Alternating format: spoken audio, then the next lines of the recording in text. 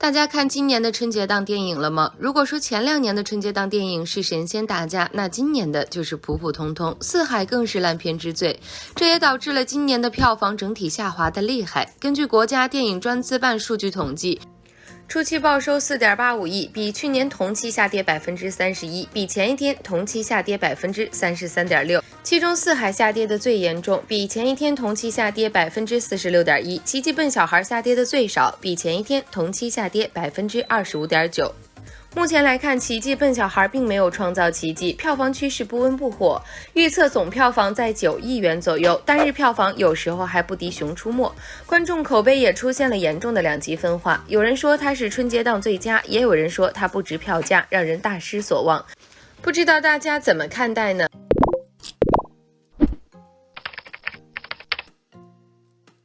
？Hello， 宝宝们，咱们又见面了。在看完了春节档的几部电影后，小编内心真的十分复杂。今年的几部贺岁电影几乎每一个特别能打的，不仅票房下跌严重，四海更是烂出了新高度。但今天咱们不讨论它，主要来说下易烊千玺的《奇迹笨小孩》。这部影片的导演是之前拍出了神作《我不是药神》的文牧野，当时他还凭借这部现象级影片一口气连拿金鸡、金马3座个人奖项，成为最炙手可热的新生代导演。而《奇迹笨小孩》正是文牧野的第2部电影。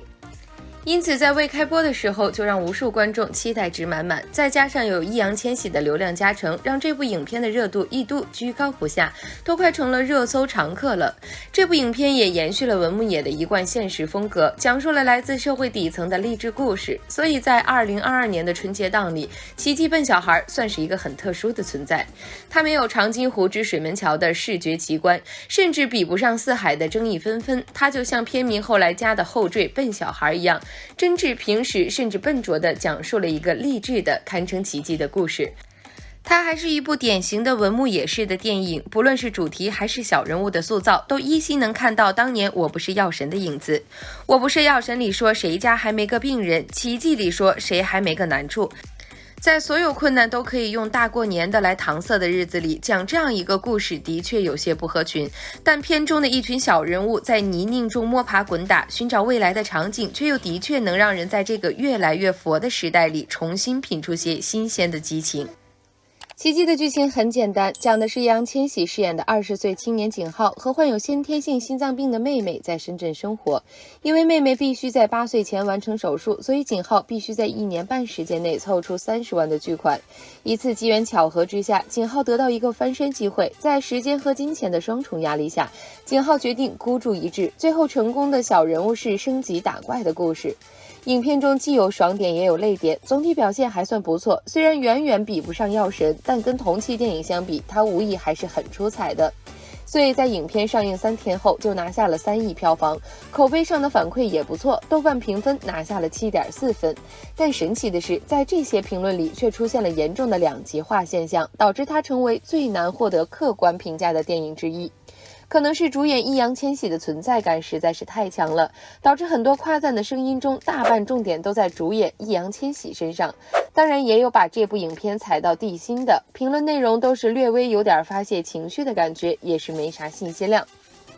不仅有人表示想要奇迹把排片让给喜羊羊的，更有直接吐槽演员粉丝的。我来告诉某些粉丝什么是奇迹。各行都在内卷的今天，娱乐圈还能集体躺平摆烂，就是你们创造的奇迹。但无论是夸还是贬，这些评论都让路人有种强烈的粉黑大战即视感。所以不管是好评还是差评，奇迹笨小孩首轮反馈看着似乎都不是很可信。不过在翻了几乎所有网上评论后，小编还是找到了些值得看一看的反馈，这些评论都挺详实的，有理有据有内容，非常适合做参考。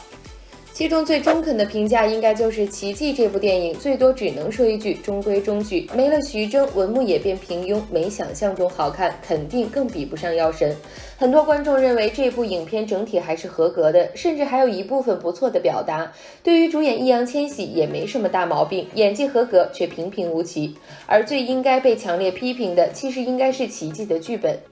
不少观众直言，电影剧情是导演和演员也救不了的烂剧情，每个伏笔都能让人猜到，中途无聊的恨不得拿起手机干点别的。而且影片里的一些桥段有点过于刻意，比如普通人奋斗的故事起源竟是因为妹妹得病，不得不让人感到一种狗血剧那味儿了。有意思的是，这些给出较为真实口碑反馈的观众观感其实很类似，譬如都觉得剧情刻意，又譬如都觉得背景音乐太满太吵等等。也就是说，《奇迹》还是一部优缺点挺明显的电影。可惜这些值得一看的反馈大多都被淹没了，一眼望去都是易烊千玺绝了，转粉，不看流量演戏这种毫无营养的评价，感受不到讨论热情，只觉得机械，某种程度上其实影响了电影出圈。最后我们再来说说主演易烊千玺的演技。虽然有人认为这是一部典型的粉丝电影，甚至还对易烊千玺的颜值提出了异议，但在小编看来，这次易烊千玺的发挥还是很不错的。先是造型上就很贴切角色了，光是看着易烊千玺一身朴素的气质和地地道道的打工模样，就能感受到一种被生活重担压着的克制感。他没有像某些演员一样不顾及角色是否贴切，一味的把自己的形象放在第一位，反而选择把自己演的角色放在第一位，只为了呈现出电影的真实感。所以小编作为观众感受到的是他作为一名演员的真诚，是对观众的不欺骗，是他真的在用心的打磨好自己的作品和角色形象。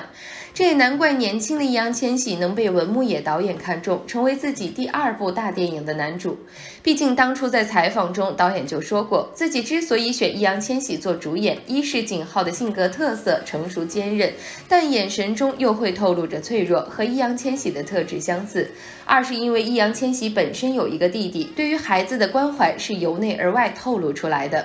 而且他还在易烊千玺的身上看到了一种永不放弃的精神和兼顾天真和背负的矛盾感。同剧组的王传君也说，他是最接近以前那些巨星的那种程度的人，这个评价真的可以说很高了。其实文牧野作为大咖导演，在影视圈里也是见过形形色色的演员，更是和徐峥、黄渤、周冬雨这样的大腕有过合作。能够选中易烊千玺，首先是和人设高度契合，但也离不开对于易烊千玺演技的认可。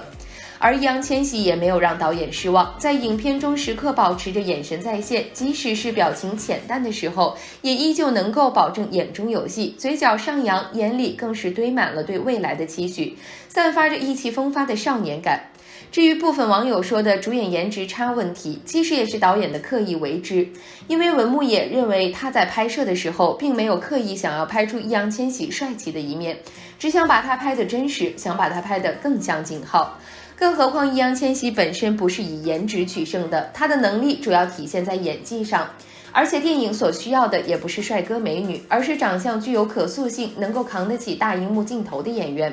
在经历过《少年的你》、送你一朵小红花、长津湖、奇迹后，易烊千玺也收获多多，不仅演技飞速进步，也成为了00后演员中最能扛票房的人。根据猫眼专业版数据显示，截止2022年2月2日0时，易烊千玺主演电影累计票房已经破100亿，是首位00后100亿影人。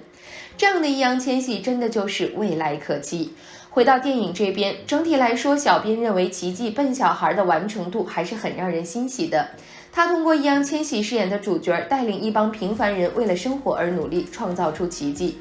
虽然他没有像《我不是药神》那样的叙事野心，但却通过层层加码的生活细节，把普通人的那种疲态和不放弃希望的努力完美的表现出来了。即使他在群架戏、飙车戏上的表现上稍显用力，但作为一部商业片，这样的举措反而能让影片降低压抑感，增加了不少娱乐效果。最后一句话总结就是，虽然这部影片不是最好，但也绝对不差。相比较同期其他电影，它的票房值得拥有更高的期望。好了，本期内容就分享到这里了，不知道大家觉得这部电影好看吗？感兴趣的小伙伴可以来评论区一起留言讨论下。喜欢本期内容的小伙伴别忘了点击关注，咱们下期再见哦。